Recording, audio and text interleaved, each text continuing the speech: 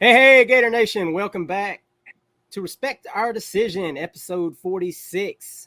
As always, I'm your host, Hirsch, and with me are my two awesome co-hosts, CJ, the man McCann, What's up, guys? and the hype man, Wes. What's good? Happy to be here. I know I told you I wouldn't be here last week, but I had my dates mixed up, so I won't be here. He lied. It's all right, though. I mean, we don't have good mistake. I'm glad. We don't have a whole lot to talk about this episode. No, ain't not much going on at all. But Billy done got the doubters popped off this week, fellas.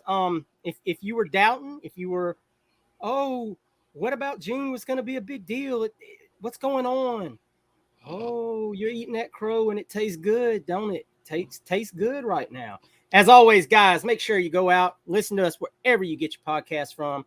And if you're new to the channel, you're checking us out on YouTube for the first time, you're like, who are these three guys? If you don't, hey, man, go ahead, subscribe to the channel, drop a like on the video, and leave a comment down below, and you will be entered into the giveaway that we're having this month for the Scared Money Don't Make Money t-shirt from our good friends at Alma Mater. And right now seems like a really good time to have a Scared Money Don't Make Money t-shirt because, baby, we making money. That's right. Billy Napier and the Gators struck oil this week in their own backyard and all over the Southeast and in the state of Mississippi. I mean, they just, man. Guys, we said be patient and we'd grade this month at the end of June, 1st of July. I think we're going to drop grades tonight because everything else is butter after this week. I don't think, good Lord. We getting extra credit. Yeah, man. God almighty. Commits popping off like plus ones this week, guys. Oh my goodness. Guys, we're gonna start at the beginning. I mean, a lot of people have already put their episodes out breaking down each and every commitment. So we appreciate if you held out to listen to ours. We're gonna go through them all. We were kind of hoping holy smokes at this point. Don't anyone else commit, man. We got so much to talk about. We weren't gonna be able to squeeze it in an episode. I've watched all this film. I've watched so much film. I've read so many scouting reports. CJ is an official NFL scout at this point. He's watched so much film. He is ready for the what draft is this going to be? Yeah, 2027, right, I'm ready. I can tell you anything draft? You want to know. Yeah. All right, guys. Look, we're going. You know what? We're actually going to start on a negative because that's how it all started. So let's rewind it and go back to Saturday morning. Austin Simmons puts out a tweet. Hey, I'm going to be on whatever his name show was. I'm not giving that guy no pub. And said, hey, I'm going to set the record straight on my recruitment. And, Gator fans were like, all right, he's about to announce he's reclassifying. And he did. And then he said, oh, but by the way, I'm also flipping to Ole Miss.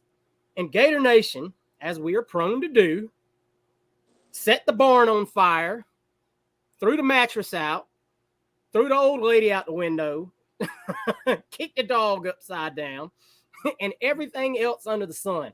It was a 12. It was a fire in the barn. I mean, it was just unbelievable. You get on social media on any platform, and it was, what is Billy's going to have to change how he does business? This is ridiculous. We are getting Lane Kiffin is trolling us on Twitter. How dare he? Hey, Lane, suck our balls. Okay, right. I'm going to say that out loud because we'll get to you at the end of this, but we coming up. So a few hours later, maybe 4 or 5 hours later, number one pops, tight end Amir Jackson out of Portal, Georgia. Excuse me. Number 108 in the 247 composite. 6'4" tight end, 223 pounds. Wes, you have your tight end, buddy. Are you excited? Yeah, Hirsch. We spoke about this last weekend. I was disappointed with Matthews. I alluded for weeks like, okay, we were leading for this guy. Go ahead and, solidify that, shut that down. We didn't do it. The kid went to USC. So when Amir did it, and this is my mindset to start after what had happened with Simmons going, I'm like, okay, good job. You got the kid on campus. You shut it down. That's what I was looking for. That's what elite recruiters do. Yeah, I was looking at Matthews and him being my 1-2, but and I said this last week, you got to shut his recruitment down. You got to get your number 2 guy because now he's your number 1 guy. They did that, and I was like, well, they did it. I thought at that point in time, and just me being real and authentic, I was like, well, maybe they did a little something extra to create the noise down from the Simmons thing. But we all know that Jackson's commitment wasn't the last commitment we was going to get that weekend. But I was happy that we got him. I love him as an athlete and what he can do. Like I said, he's ranked higher than Matthew, so I'm not mad at that. And we still can get our number 2 tight end class. So that was a big move, a big way to, as I said, put your foot on the throat and close the deal. It's something that we all alluded to the staff need to do better. And they did that. And I couldn't be more happy at a position of need. Yes, sir. But as we said, that was just the pebble starting down the hill. Because then it started to pick up snow. And then say, what was it, about 7:30, 8 o'clock? Yep. You started a little out of nowhere, and this one really was out of nowhere. We were expecting a couple guys that could possibly have committed this weekend. We had kind of been given the information that will be on the lookout of these guys. It looks like it's up close to happening. But Amaris Williams was the next one to pop, D lineman out of North Carolina, and we weren't really expecting that one. That one just kind of, what? 100, a defensive lineman, like a defensive end, 186 in the composite, 6'3", 270. CJ, what can you tell us after watching some film on Amaris Williams? Dude is a monster. We're recruiting a lot of the guys from that area that North Carolina, Delaware, Maryland, Virginia and they are all ridiculously talented. He's going to be a force. Coach Chaos definitely earned his money this week for sure. These guys that they're bringing in, Amaris Williams was a guy that I don't think we ever mentioned on the show. If we did mention him on the show, it was just that he was visiting. Yeah, I mean that was wild. That was a classic case of the coaching staff moving in silence. Moving in silence. Real G's like lasagna, moving in silence. So that was great. I was super happy about that. I remember he committed and I retweeted. I said, y'all just keep on tweeting. Just keep tweeting. You go for it. Whatever you got to say. And that was a great response because it was like, okay, we got Amir Jackson, but I don't think that had satisfied the appetite quite yet. People were still really hot about the Austin Simmons stuff. Then you get Amir Jackson, and that kind of helps. But now adding Amaris Williams is just adding another elite tool to put on that defensive line, a bunch of headhunters, the wild dogs, as Coach Chaos calls them, guys that really can get after it and make it tough on a quarterback. And I love the kid. I think that's a great addition. I'm still trying to learn more about him because, again, he wasn't a kid that was on the radar. And that is a classic case of this staff just getting somebody on campus and just shutting it down, selling them. I mean, it was great. I think that was one of the biggest wins of the week because they just showed an ability to identify, attack, and then make sure you get a guy committed without a whole bunch of nonsense. Well, I want to stay with you, CJ, because Chaos went back to back. He was like, Langford and Jack for the baseball team. Chaos said, hold on, big fellas. I'm going to send out another one real quick. Hayes Fawcett was making edits at lightning pace on Saturday night. Nassir Johnson commits right after. I mean, it's literally 5 minutes later. Nassir Johnson gets his edit sent out. Defensive tackle from Dublin, Georgia. Number 250 in the composite. 6'4", 300 pounds. Big old mammoth of a young man. What do you know about Nassir Johnson and what he brings to that defensive line? I like Nassir Johnson. He's a little tall, but he is a better piece for the nose tackle spot, which we need a lot of help with because you look at the nose tackle spot, you're going to have a lot of guys leaving with Cameron Jackson. He's going to be an NFL draft pick. Desmond Watson, he's not going to be here much longer. So you need to start getting more of these nose tackle guys in here to replace. And Nassir Johnson's a great pickup. He plays at a good high school. Kid he's an athlete. He's a baller. He's massive. He's definitely going to be able to do what a nose tackle does and just eat up space in the middle. And we'll talk about eating up space some more in a little bit because there's another gentleman we added that's also going to eat up some more space in that defensive tackle spot. But no, a great pickup from Nassir. And we'd heard, I think I'd heard a lot about Nassir probably committing. People were worried about, him going to Georgia, maybe not coming here. But from what I had known, I'd been told that was one that I was expecting. He was one of the ones that I was expecting. I think him and Amir were the two guys that I went into the weekend saying, okay, these are going to be the two guys we get. And then Amaris Williams showed up, and we're going to get another one in a second. But this was this is one of the guys I thought, you were going to come out of the weekend with. And I'm glad to have him. Definitely a baller and a game changer up front on that D-line. Yeah, and as you mentioned, I mean, the Saturday specials kept on rolling, man. We kept hearing there was the social media kept rumbling after that. Hold on, there may be one more. Y'all don't go nowhere. Hang tight. And we kind of were like, well, who is this going to be? It was, wait, what?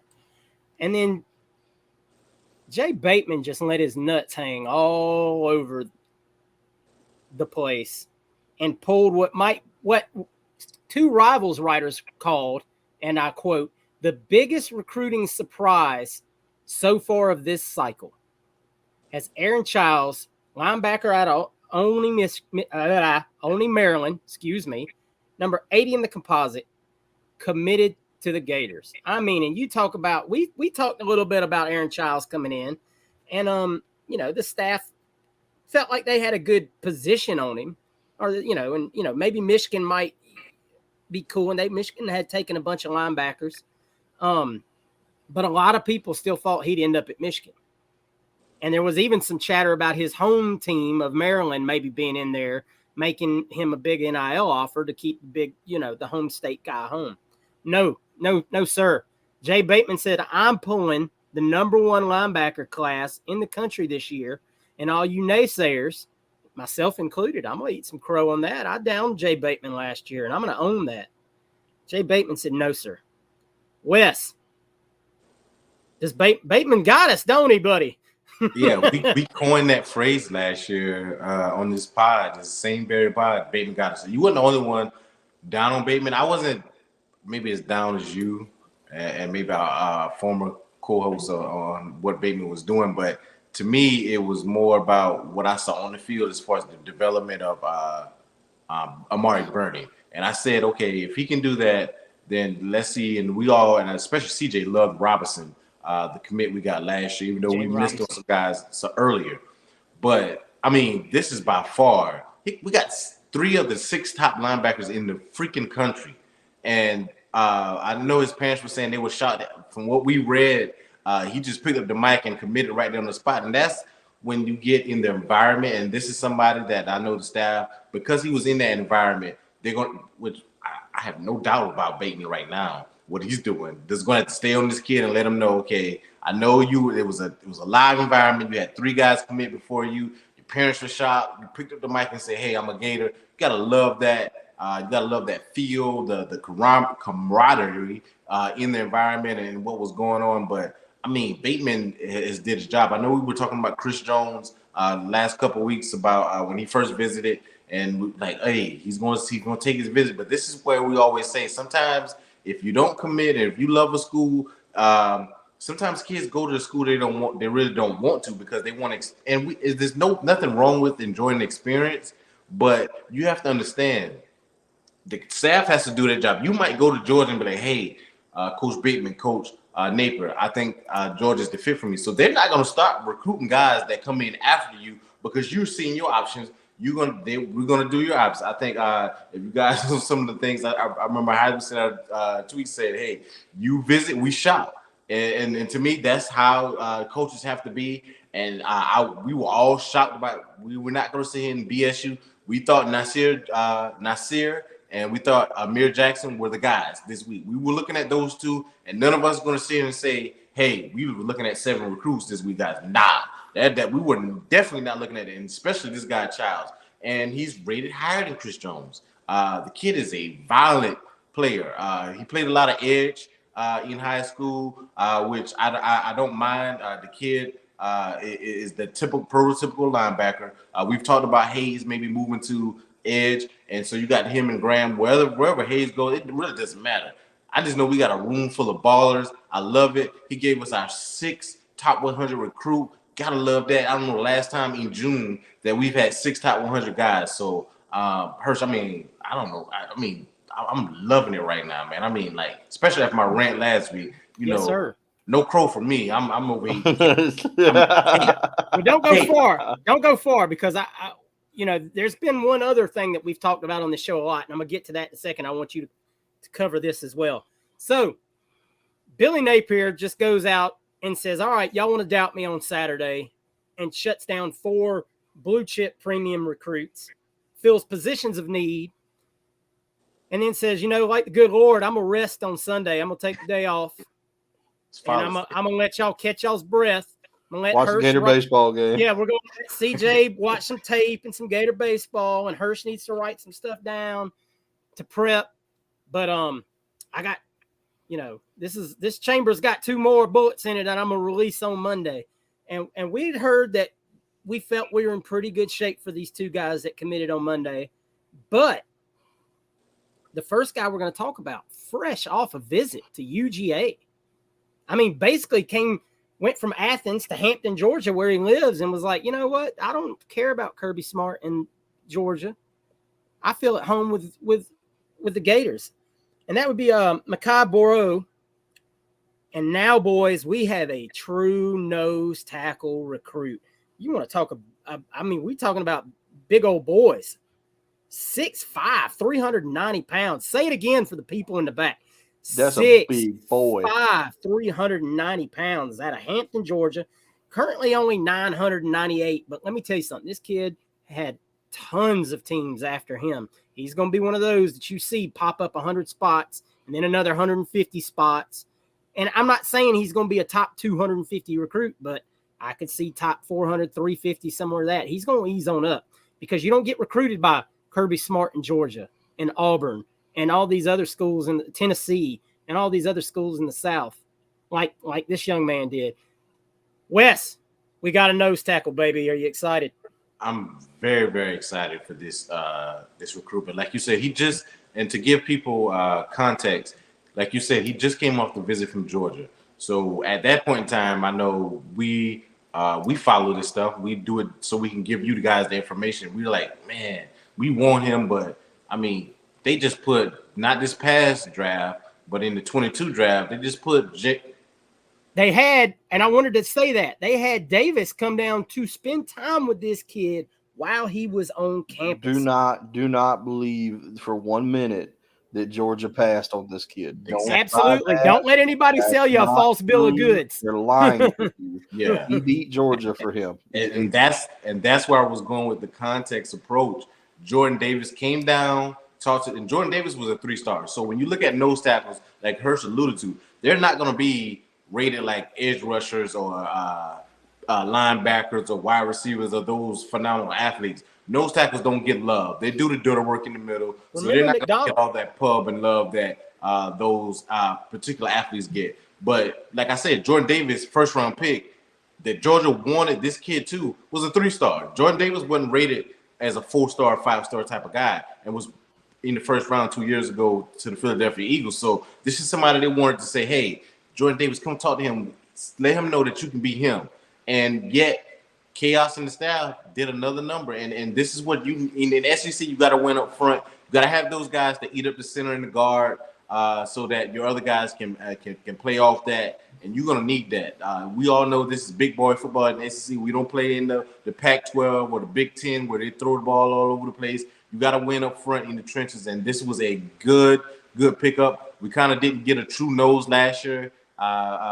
Within as far as coming from out of high school. So this was a big pickup. Love it. You beat a rival, Georgia, not just a rival, like saying we beat FSU or maybe Miami. You beat a team that consists of 1-2 overall that just won back-to-back national championships. So this is a big win. So for those who doubt Napier and say, can he go up against the big boys and pull up a victory? He did it. And he took somebody not only beating them, but a guy that was from the state of Georgia as well. So yeah, from South Atlanta. He's actually from my hometown where I used to live in Atlanta, and where my oldest son still lives when he's not at college. But so I know that area very well.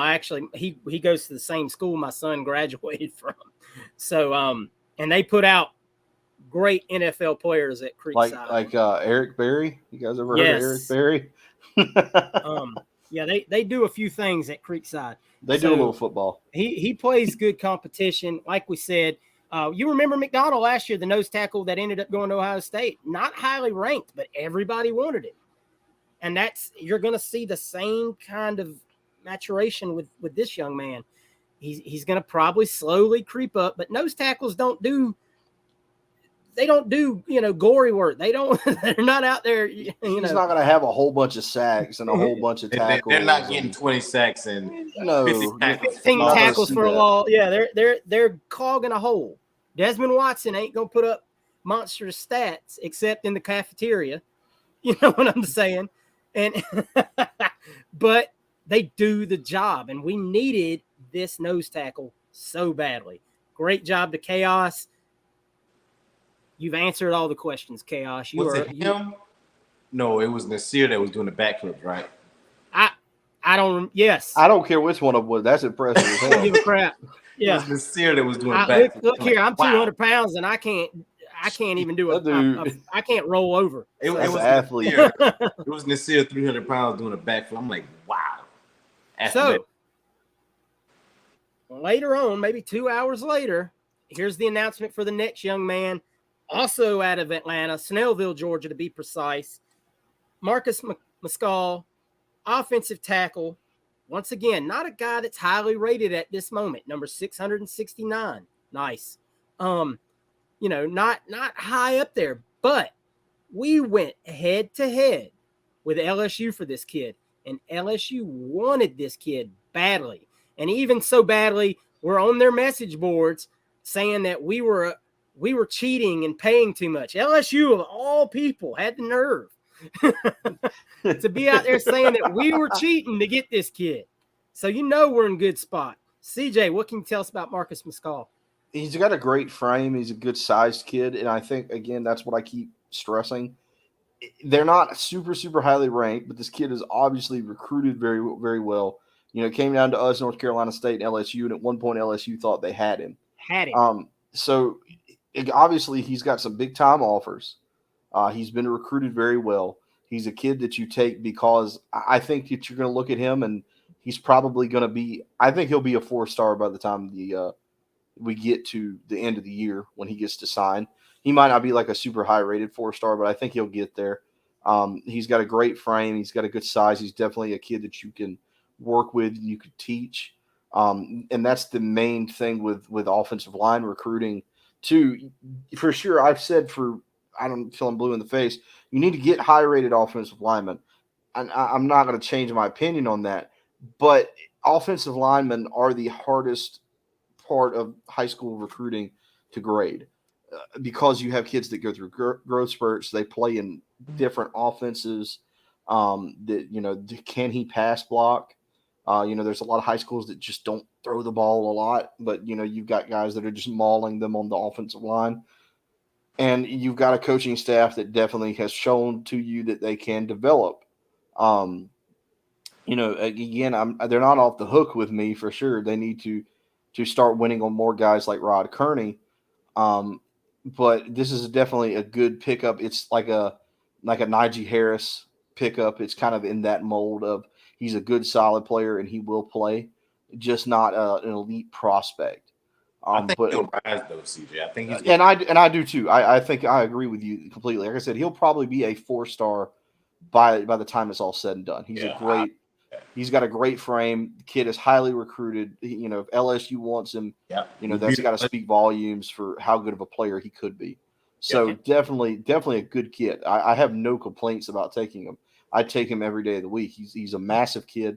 He's got great size. It's like I said, you're not taking a kid who's 6'1", 235 pounds to try to play offensive line. No complaints from me. I like his film, and I think he's a good pickup for us. And once again, this is a kid. Don't let any LSU fan that's butthurt try to say, "Oh, we didn't really want this kid. We were just thrown on the old edit for trolling purposes or whatever." No, sir. As of Saturday morning, LSU thought they had this kid.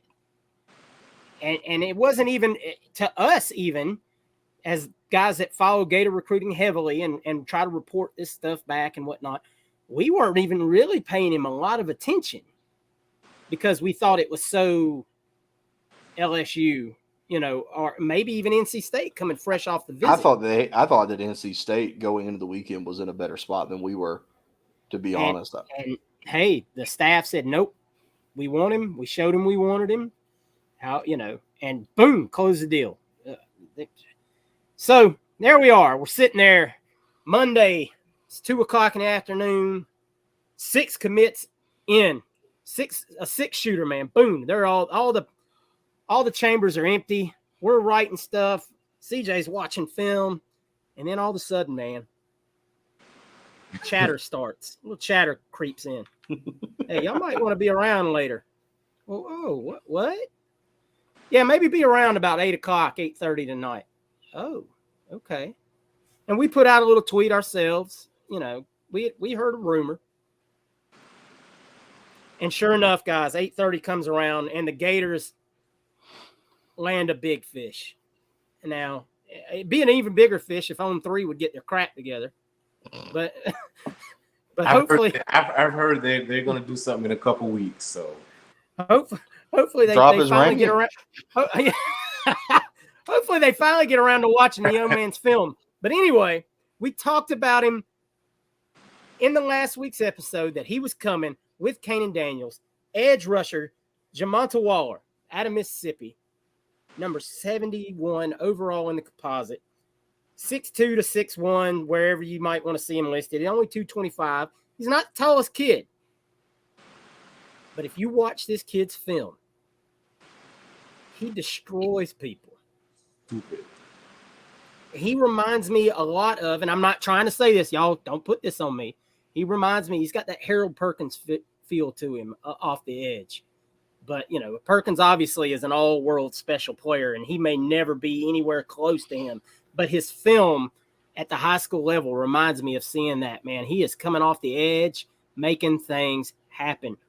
Wes, we're all going to go over this kid because this one was the special one of the weekend. Even though he's not that much above Chiles, number 71, number 80. But if On 3 didn't have him ranked as a 3-star, he'd probably be top 50. Yep. Because he's a 5-star rated on 247 by their individual recruiting. He's got a 5-star on ESPN and 247. Wes, you wanted an edge rusher. You've been screaming from the mountaintops, get me my damn edge. Billy said, Wes, hold on, man. I got you. And they took care of business. How you got to be feeling really good this week. Man, this is when we talk. Everybody knows that we do podcasts. We talk every day. Every day. You don't know. We talk every day, and I've given up for fans. The frustration about the whole entire staff. I've kind of given up on the offensive line getting a big time guy. If they get somebody, I'll be surprised. But I still had hope in Chaos, Mike P, and Armstrong and the staff getting somebody special to rush the passer that could come in day one, third down. If the guys in front, let's say Kelvin Collins next year is tired and it's third down, say he makes the play on first, second down. If you want somebody that you don't really have to teach the defense to, and it's 3rd and 7, 3rd and 8, and Kelvin Collins comes off the field, and you want somebody to go get the passer, that's what I want. I just wanted a true freshman that could come in and make a difference. Whether that was there's some other, we talk about those guys another day. Forget it. This we're talking about Waller right now, and you allude to his film. For those who have not watched his film and like recruiting like that, watch his get off. You alluded to Harold Perkins. Another guy that I hate because he plays for the Dallas Cowboys and I'm a Washington fan is Micah Parsons. Micah Parsons doesn't have a whole bevy of moves, but his freaking first step is like that. And this kid has a first step that is like that.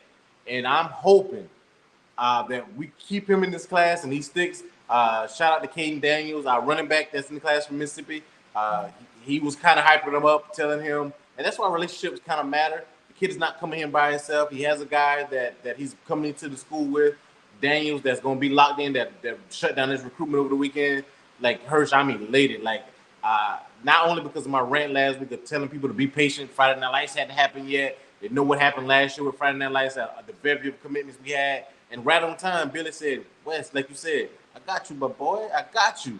And on top of that, I'm going to give you your doggone jack linebacker / Russian, whatever you want to call him, for the icing on the cake. So I'm ecstatic, as all Gator fans should be. This has been the best recruiting weekend I have ever witnessed since I started following recruiting.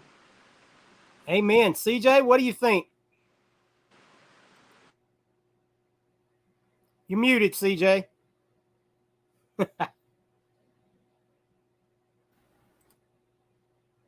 A guy with an absolute motor, just doing stuff, man. Like when you turn on his film, anybody hasn't watched Jamonta Waller's film, please go watch his film because he jumps off the page. Like you can take that little icon they show to point him out. You could take that away, and you would still know which one he is on the field. The guy comes off the edge. He does not give up on the play. There was multiple plays where he would get stuffed up by the left tackle, and then just pushed out, and he would still fight. He'd get past him. He'd make this play and sack the quarterback. I understand the one knock on him is his height. I don't really give a crap, to be honest. With a kid like that, you watch him play. He could be 5'5". If he's doing this stuff, then it doesn't really matter. It doesn't affect him. This is a huge get because you've gotten somebody who can be a difference maker. And I've talked about this before. When you look at the NFL draft and you look at positions that are like if somebody's off the board, you take best available. You're talking best available at rush end or big time DB or an outside linebacker, somebody. There's like those positions, and rush end is like one of the main ones with a guy where you take him and you're going to get a return on your investment early. Jamonta Waller is the kind of guy that you're going to get a major return on investment on as a freshman. He's going to come out as a freshman and be that kind of guy that's going to stick out, that's going to be able to make plays because he just wants it. And the dude it's if you haven't seen it, it's hard to explain because he just plays with a motor. Just absolutely just dominant on that side. You cannot stop him. Like I said, I've watched him get pushed out and then fight his way all the way back around the end to still get to the quarterback. There's one play where the running back tried to stuff him, and he just went under the running back, went right through him, and then hit the quarterback. It's just some impressive stuff. This is a massive haul. You get the number one consensus player in the state of Mississippi. That's a big deal from Picayune, Mississippi. But no, I'm that one caught me off guard. It was one of those things where I was told, and I was like, I have to see it to believe it, because he is that kind of difference maker, and I couldn't be happier with a guy like him. Yeah, I said it at the top of the show. Lane Kiffin, you can suck it. You tried to troll our coach, and he said, I ain't going to engage in a war of words with you. You want to talk about Tom Petty and we don't back down? Well, guess what? We didn't. Sorry. We went into your state and stole your shit. Sorry. Not sorry. Just shut up next time. And, we won't take your goods, maybe. But then you were so busy paying attention to us that Mississippi State just ran up on you and stole a bunch of receivers too. So maybe you ought to keep your head down. So anyway, guys, let's talk about a little cause and effect of what this weekend does. And we'll start at linebacker. Chris Jones. We were heavily favored for Chris Jones for a while there. Sorry, you shop, we shop. There's no more room at the end. We've told Chris Jones, thank you for your time. Best of luck to you and your family. No hard feelings. So you're probably going to see Chris Jones go to Georgia, and that's okay, guys. Don't get frustrated because Chris Jones ends up at Georgia. He had his chance, and he lost his spot. And that's okay. Because like we said, like Wes said, 3 out of the top 6 linebackers in the country are coming to Gainesville. I mean, what you gonna be upset about? And the reason for that is we've got some other positions to fill. I mean, we still need 3 wide receivers, at least 1 more offensive lineman, and 4 DBs. And that's just the bare minimum of what we want to sign. I know we've hit on 20 to 22 kids, but now the word on the street is we might find a way to make it happen, because there's a lot of kids right now that want to be Gators. And it's going to be really hard to tell some of these kids no. Another kid we want to talk about real quick, Jamari Howard, did not show up this weekend because he was in California for a 7-on-7 event. Guys, I don't have any information right now about Jamari Howard. He said he was going to see about official visiting this weekend, but that's not going to happen because Friday Night Lights is this weekend, and they're not taking official visits this weekend. I'm not going to say he might not roll up in town on Friday or Saturday and spend some time with the coaches, but it won't be an official visit. So there's some question marks still out there. We had a great list of visitors in town today for 7-on-7. Jeremiah Smith, Josiah Trader, Zay Mincy, McCray, and Pickett was there, 2025 safety. DJ Pickett. These coaches, man, I really want to move into this where we talk about this job that this staff has done in the last month. Now, I mean, even June's not over. We're gonna kind of breeze through it. These guys are working their tail off, and even though you sit there and you go, "Well, nothing's happening. Where are the commits? Why aren't they filing in? What is this staff doing? Billy might need to change his approach. Maybe Billy Napier's not cut out for this job." And I get it, guys. The game's still got to get played on the field, but we're talking about recruiting right now. It's June, as Wes said. It's freaking June. He ran it on y'all last weekend, and he spoke it into existence. I'm gonna start with CJ, and on Wes, I'm gonna let you wrap it on as far as this goes. CJ, rate what this staff has done up to this point. As far as this class or as a whole? This class. We're talking 24. I knew we were going to wait till the end of July, and we'll talk about it even more at the end of June. I'm sorry. But man, we've got 9 commits already in June. I mean, yeah, they knocked my number out. Like I was expecting 4 or 5 this month. I wasn't. This has been more than I thought. I mean, they've done a great job.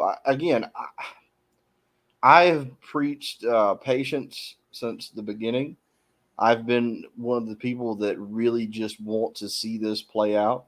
I'm not up in arms about much of anything at times. The only thing I think I ever had the issues with is maybe the offensive line recruiting. And I think that's it. Everything else with it, I'm just like, I know what we're doing. I know the direction we're heading in. I think that Billy Napier has made a very clear path for us to follow of what's going to happen. I hope that now this is the justification that some of you needed to shut your mouth. Because I don't know what else you want. At some point, you're just going to have to shut up and let the man work. We had people, I swear, when Austin Simmons flipped, we had people just freaking out. We had Bowens flip, and then Austin Simmons flipped, and what are we going to do about a quarterback this year? Quarterback this year? Did you guys think that Austin Simmons was going to come in at 17 years old and go on the road and play at Utah to start the season? Is that what you guys thought he was coming here to do? It's just some wild stuff, man. Like, come on, guys. I hope that this is, like I said, I hope that this is finally enough proof for you to say, okay, I'm going to let this play. I'm going to let Billy Napier do what he's doing now. He's gained my trust. I hope. Some of you probably still won't do that, but me personally, this is something that I've expected for a long time. There was some unforeseen circumstances that happened last year that I think really rocked us. Or I think I will go on the record and say I think you would have seen this last year had it not been for a certain lawyer and a certain person in Miami, kind of meddling in things. Because we were on track to do this. This year, sticking their fingers in it, shady business going on from somebody else. You have seen what this staff can do when left to their own devices to recruit. So just calm down, put the Twitter fingers away for a little while, and let the staff do what they're doing because they've given you enough proof now to show you they know what the hell they're doing. They understand where they're at. No, Billy Napier's not in over his head. No, he doesn't. He didn't bite off more than he can chew. He knows what is ahead of him. He understands that this is going to be a long process. The boosters understand this is going to be a long process. The president understands that this is going to be a long process. Everybody with power in the University of Florida understands that this is going to take a long time. This is something that wasn't going to happen overnight. Billy Napier just gave this thing a shot in the arm. You play the games this year and you really show some great improvement. We're going to be clicking on all cylinders very soon. So you guys just bear with it. He's showing you he knows what he's doing now. I hope that some of you will take that and calm down a little bit, because some of you were just doing too much. Trust what they're doing because they're doing a very good job. They've done a great job up to this point. You can't if you're giving a grade to June, aside from something unforeseen, just catastrophe happening, it's an A. Anything after this is just gravy. So, hey, times are good right now, guys. We're doing great. We're not playing games yet. This is recruiting. So for recruiting season, we're doing a pretty damn good job. Wes, hit us with that hype. Yeah, man. I already told you guys I was ecstatic. I called Billy on Thursday and said, "Hey, I'm dropping the podcast. I called the fans out, so I need you to do a little something." And he said, "I got you." And when he said, "I got you," I didn't think he meant like this. So I owe him a dinner, a steak at Spurs restaurant, all on me. So he's got that from me. But for serious note, my thing to this staff has always been close. I'm tired of the guys leading, and I mentioned that to you guys. You guys correct me on some stuff as you do. That's what positive conversation is about. That's what we do. I just wanted the staff to close on a lot of these guys that they've had or that we were leading for, and that's exactly what they did, Hirsch. I mean, they did what I asked them to do. They closed. The guys said, "Hey, I love it here, Coach Chaos. I love it here, Bateman. I love it here, Staple. What commit then, son?" And that's what happens. And you put yourself in a position where you can tell a talented guy like Chris Jones, "Hey, sorry, son, we don't have any more position." Chris Jones is talented, and we're telling a guy like Chris Jones no, and he's so much talent to guys that he's going to Georgia, and not us because we filled up with 3 of the top 6 linebackers in the country. That's what it is, and we took the number 1 guy from Mississippi. You know what I'm saying? So this is what I want the staff to do. We have a lot, and the thing about it is, I don't want you guys to get impatient. I know sometimes when what he did to me, I'm looking at like, "Billy, you might have did too much," because now they're gonna be like, "Hey man, why don't you got to commit in 2 weeks? Chill out. The next big time is the barbecue in July. Chill out. It might be not saying that we might not have some recruits in the meantime, but chill out. We have 16 already. We set ourselves up good. There's a lot of good hanging fruit there. Hirsch mentioned Jeremiah Smith. That's probably gonna be somewhere way down the line. You got Chance Robinson, who was on campus a couple weeks ago that we may be able to get. You got Mincy that's still out there. You got Abrams, the FSU receiver that's still out there. So there's a McCray that Hirsch already mentioned that out there. So the guys that we're going after now, we're selective of who we can get because we've filled up a lot of the key positions. So now it's like, okay, we want this guy, and we have a lot of leverage because now guys are like, "Hey, if you don't want to be here, let us know. If not, we're going over here because we got some depth there. We're just trying to get one or more key guys, whether it's Ross from out of the state of Alabama that we're trying to get, whether it's Evans that we kind of might have cooled on a little bit, but he's still out there. Who knows? December is December. So these are highly rated guys. I'm talking about top 100 guys that we're after, not Robinson and the receivers, but as far as these defensive guys and these offensive guys that we may be in line for. So we're not taking another running back. We're not taking another quarterback. There's some receivers that Hurst mentioned that we still after. We still got to get the 4 DBs. I mentioned Mincy and Foster and who am I missing, CJ? I'm missing somebody. Foster and Mincy and those guys. The guys that we're after, like I said, I trust Corey Raymond in that part as far as the secondary. I mean, we're set D-line and linebacker. We might get some more guys on the edge and strong defensive end, but up the middle, I think we're good there as far as tackle. So we're straight, man. I mean, I'm happy. You should be happy, but don't get impatient with, hey, it's been 2 weeks. We haven't got a commit. We got 16 commits already. We're not going to take but maybe 8 more, and those guys are going to be selective, high-top guys that may not decide until December. So chill out, be calm, and just be happy that this is the best recruiting weekend or spurt I've ever seen as far as Florida. That screws nobody. Let's go back to Muschamp. Muschamp had some good classes that McElwain benefit off of, but that goes all the way back to like 2010, 11, 12, something like that. Mm-hmm. So this has been really, really, really special. We'll give it back to you, Hurst. I'm just happy, man. And I'm gonna chill and relax. That maybe we can lay low because we had to do a lot as far as research for these guys over the last couple of days. Guys, this is fun. Recruiting is fun. Yeah. I know it was tough there for a few weeks. Bowen's gone. Simmons, the whole drama. And those were tough losses. Hey, they're losses. We're not trying to sugarcoat and say they're not losses. Oh, yeah, I'd love the way this class would look with Chauncey Bowen still in it. But here's the thing. You're going to have 1, 2, 3 losses in every class. Yeah. And Simmons doesn't affect this class one way, shape, form, or another. Like CJ said, and he wasn't going to play this year unless it was in a blowout in the fourth quarter versus whatever division. McNeese. Yeah, McNeese State. You might have seen him in the fourth quarter throw a pass there just to see what he looked like. And I'm not even saying that's for sure because that might be a slap in Max Brown's face. I mean, You know what I'm saying? Guys, sometimes you just got to step back, man, and let the guys that get paid to do it do their thing, and they did. And I'm not going to sit here and go on and on about it. Just chill out, man. Enjoy it. This is a good ride, and it's not over.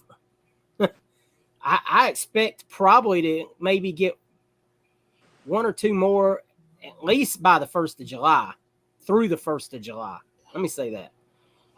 That's next week, 2 weeks. Yes. Jaree Hawkins, for those that didn't notice today, moved his commitment back to July 1st, and that is a kid that's probably down to us in Penn State. Penn State got a wide receiver commitment, pretty much the same size kid tonight, right before we recorded this episode. So we might be in a really good spot for Jaree Hawkins at IMG. So that might be the other speedster piece to the wide receiver room that we've been looking for. And you don't know, man, like we said, Friday Night Lights is going to be a little different this year. We won't be doing a special for Friday Night Lights this year because it's not going to be the traditional bunch of, this year's kids coming and we're recruiting the hell out of them. It's more going to be 25, 26 kids competing in an actual camp setting. And us getting a leg up on those classes. I'm not going to say we might have some kids from 24 roll in. I'm sure if they're close, the staff's going to be like, hey, come on out, man. Spend the evening with us and have a good time. And they'll recruit them. But I'm not expecting anything out of that at this time. I don't believe any of us are. But you never know. We weren't expecting 7 commits in 3 days either. And here we are. So you got to stay tuned, man. It could be great. But guess what you got to keep you occupied in the meantime? The Florida Gators have punched their ticket to the finals of the College World Series. There ain't a dull moment, like they say in Gator Nation. Gator Dave says that. And boy, today, what a game! Dull. Woo, boy! If you watch the game today, you might have heart problems. You might have breathing problems. You might had to been resuscitated when that final ball came off the bat. But damn it, we got that victory. We did what we had to do in a low scoring game where we only hit one home run and won the ball game. CJ, how we looking, baby? Man, I knew this team was good. Like I knew they were good going into the whole season, and I've tried to convince everyone, even when we canceled the season back in April when we lost to South Carolina, that this team is damn good, and they could win the whole thing. I've said that from the beginning. Now they've got a chance to do it. I didn't expect this, because baseball is so hard. Like it's so hard to get to this point.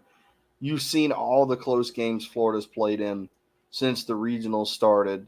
Um, they haven't had one game, one game yet where they've put the thing on cruise control and just rode a lead to a win. These are really the best of the best when you're playing these guys.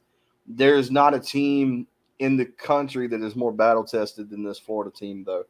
So you don't have to worry about, will they be able to rise to the occasion if it comes down to a low scoring game and you've got a run or two in between you. Can they fight back? Can they win? This team has shown you that they can. Now we got to figure out, are we going to play the Tigers or are we going to play the Demon Deacons? And that's kind of like asking me, if you say, CJ, which team would you rather play? That's like asking me, would you rather get shot or rather get stabbed? Because it's really, there's no good answer. It's just one of those things where I think that this team has been of the mindset of, you put whoever in front of us and we're going to play them. They're not scared to play anybody. It's been a hell of a ride. Like I said, there hasn't been one game yet that it's just been, sit back and relax. You had a tight game with Virginia. You come back, you walk it off. Then you have a tight game with the Oral Roberts, way tighter than I thought, it was looking like it was going to be. And then today with TCU to have a low scoring game with only 5 runs between the two teams. It was 2-1 for the longest time. Jack Caglione started out kind of rough. He kind of got things reeled in enough to get a few more ratings out of him. Slater comes in, he does a good enough job. Cade Fisher comes in and he does his thing. Cade Fisher has emerged as Cade Fisher to me will probably be in the starting rotation next year for the Florida Gators. I think he's that good, and he has really, really made his presence known. Neely continues to be just as good as an All-American as he's shown all season as the closer. We've got the stuff. We've got to get the top of the order really needs to start to heat up again. We need some hits from the 1 through 3 guys. The Curland and Wyatt and Caglione. They really need to get the bats hot. We've got to be able to score some runs, but this is just a tough ballpark to score runs in, especially with a team that's playing the long ball like us. That's kind of where we've lived and died all year with the home runs, and this is just a tough team, as you saw today with TCU hitting a shot that is a home run in every park in the country except for that one. So it's just it's a great time to be a Gator right now with the recruiting popping off. You've got a chance to add another national championship to your trophy case, which I would love to see. That would be great. That would really finally cement Kevin O'Sullivan, his place in Gator athletics and Gator lore as one of the greats. And I'm super excited about it. And we're doing things in the portal. We got another catcher from Coastal Carolina. So Coastal Carolina provided us BT Riopel. So I think we've got a pretty good track record there of getting their catchers. So maybe they're like a catcher factories for us now, just producing a guy that we need out of the portal. But I expect as soon as Kevin O'Sullivan gets home, the portal stuff will really pick up for us. I expect him to hit the portal hard this year because he's now got proof that it works with Waldrop and with Riopel. So I would look for that to be a major factor in the next few weeks. We might get some more exciting news there, and I hope we do. There's a lot of big name guys in the portal, and I think baseball is going to be one of those places where you really start to see the portal be very important because of how baseball works and how you can find good players on just about any team. And these guys, they don't want to play for the little small team anymore. They want to move up. They're just athletes. They're dudes. So just great stuff, man. And, we're going to play again on Saturday. Mr. Sprode is going to be on the mound again as he's making probably his last appearance as a Gator before he heads off to the MLB. We've got a lot of guys like that. So good luck to those guys. Go out right. We'll cover it again next week. I'll wrap everything up next week for better or for worse. And hopefully we're national champions. Hopefully we're national champions. I'll throw a party. I'll pop champagne on the damn camera if I've got to. Oh my God. Gonna get the goggles out and celebrate. Oh yeah, man. I will. I'll get one of those things with the string and the confetti and just. Oh yeah. All right, guys, man. What a fun time to be a Gator right now. We had some lull there for a while. Things were tough.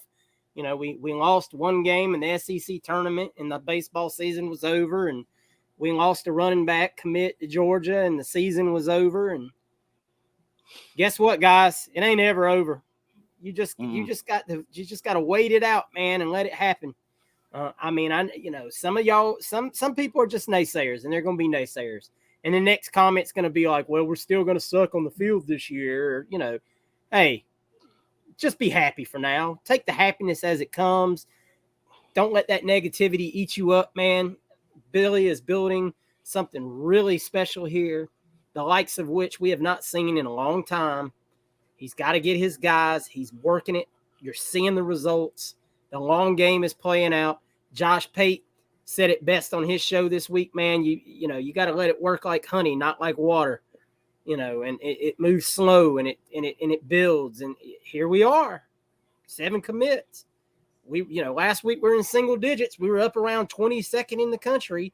And here we sit today, top 3 in the country. Are we going to stay there? We could. We start taking 25 guys instead of 21, 22, and we get more Chiles and Jamonta Wallers in this class, and then we might be talking, hey, guys, watch out. Y'all want a top 5 class. We're going to do our best to get you one, and it looks really good right now. CJ, what you got before we get out of here? Hey, guys, just make sure you're always supporting us as creators. Join the Facebook group. Got a lot of stuff going on over there. Guys are very active on that group. Check out the Twitter.